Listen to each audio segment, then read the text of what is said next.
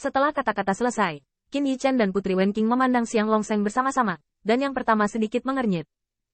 Apa yang baik tapi tidak bagus, katanya tidak dihitung. Yang dipedulikan Qin Yichen adalah yang mulia adalah ras idola, klan gajah, yaitu sekutu di pihak Kaisar Yuan Tian. Xiang Longseng juga mendengar apa yang dimaksud Qin Yichen dalam kata-katanya, tetapi tanpa kehilangan sikapnya, dia sedikit melengkungkan tinjunya dan berkata, Jenderal Fengda, aku sudah lama bersandar. Aku mengerti apa yang dimaksud Jenderal, tetapi Jenderal dapat yakin. Aku tidak akan membicarakan tentang pertempuran kekaisaran hari ini.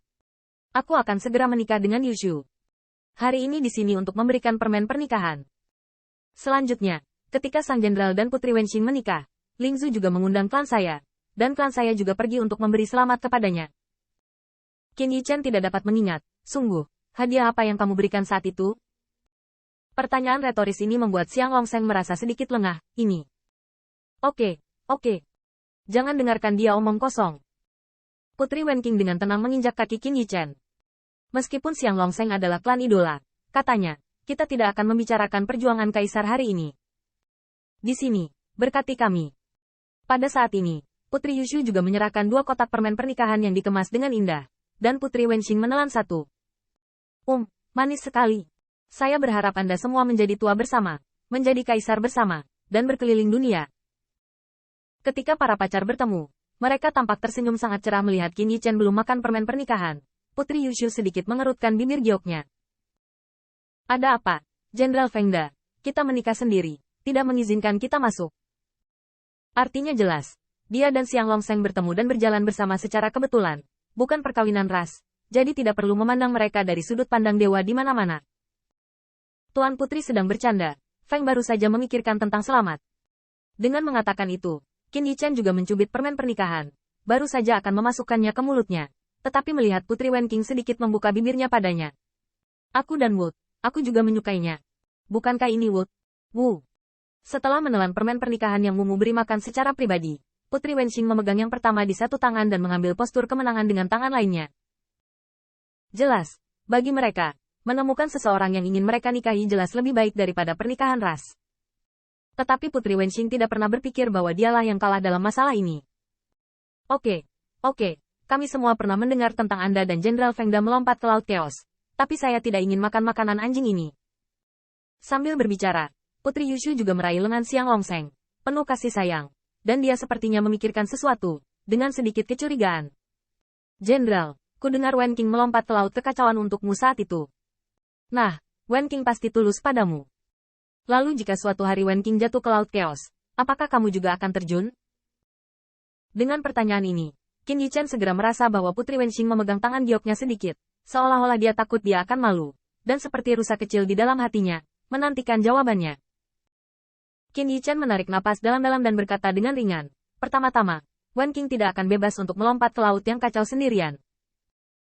Begitu ucapan ini keluar, Putri Wenqing tiba-tiba meratakan mulutnya, dan dia masih kayu itu.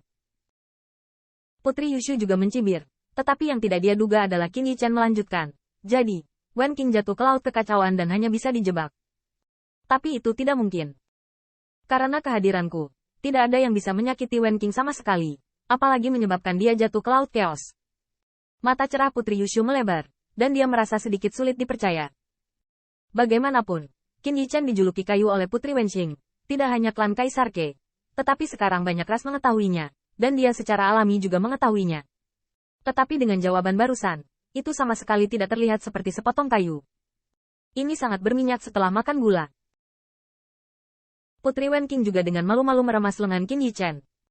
Meskipun dia malu, dia hanya merasa kata-kata itu lebih manis daripada permen pernikahan. Nah, ini teman baikku. Ayo kita hilangkan larangannya. Putri Wenqing pulih, dan melangkah maju untuk menahan Putri Yushu. Ayo pergi, semua datang. Bagaimana aku bisa membuatmu berdiri di depan pintu? Itu harus dikatakan dulu. Kali ini hadiahmu atau jangan berikan prajurit kaisar. Kita bukan saudara perempuan. Prajurit kaisar? Kalau begitu kau harus pergi. Siapapun, singkirkan para tamu. Kedua putri itu bermain sebentar, seperti kupu-kupu peri menari, anggun, dan setiap senyuman puitis dan indah. Dan berbicara tentang itu, klan Senzi juga seorang kaisar, dan Putri Yushu tidak kalah dengan Putri Wenxing dalam hal identitas.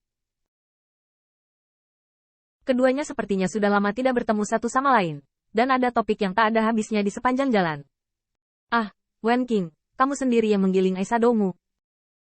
Bukankah sudah kubilang Aisado terbaik adalah Aisado terbaik setelah mengembunkan air mata kupu-kupu suku kupu-kupu berwarna-warni. Putri Wenxing tersenyum. Apakah Anda tidak terburu-buru di sini dan tidak punya waktu untuk berdandan? Saat kamu melihatmu, kamu tidak merawatnya dengan baik. Lihat tanganmu, semuanya terkepung. Putri Wenxing sedikit malu dengan tangan giok yang diseret oleh Putri Yushu.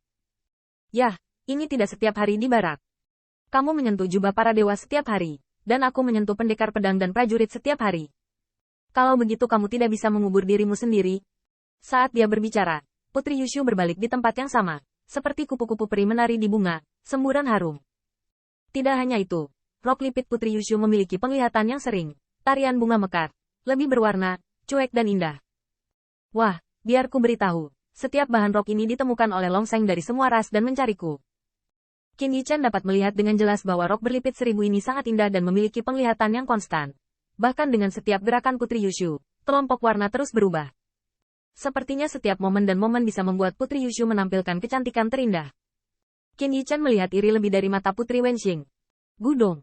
Putri Wenxing sepertinya menelan ludahnya, tetapi segera dia melihat senyum licik yang dibuat oleh Putri Yushu. Wajahnya tegas, dan dia menepuk dadanya. Aku tidak mengejar ini lagi. Tahukah kamu berapa banyak cara aku bisa menunjukkan tangan 36 kaisar sekarang? Yushu, kamu tidak bisa mengalahkanku bahkan dengan 2 sekarang. Putri Yushu tertawa beberapa kali, dan tidak keberatan, apalagi kesal. Oke, aku tahu kamu luar biasa. Tapi aku bukan klan Kaisar Kemu. Klan Dewa Penenunku bisa menjadi klan Kaisar, hanya bisa mengandalkan sepasang tangan terampil ini. Berkelahi, membunuh, atau semacamnya, serahkan saja pada Longseng. Siang Longseng juga bekerja sama dengan senyum hangat. Selama sisa hidup Anda akan merajut pakaian untuk saya, dan saya akan melindungi Anda dari angin dan hujan. Ini pasangan tahu. Senyum Putri Yushu menjadi lebih licik, dan Putri Wenxing tampak prihatin.